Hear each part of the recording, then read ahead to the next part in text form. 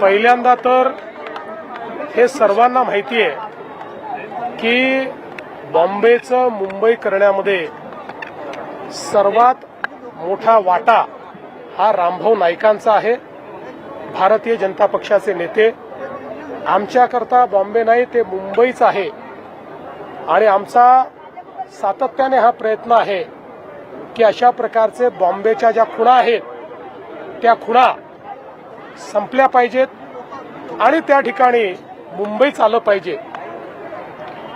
मी आज आपल्याला आपल्या माध्यमातून सांगू इच्छितो की मी स्वतः देशाचे HRD मिनिस्टर आणि देशाचे प्रधानमंत्री या दोघांनाही पत्र लिहून ही विनंती करणार आहे की IIT बॉम्बेचं IIT मुंबई केलं पाहिजे.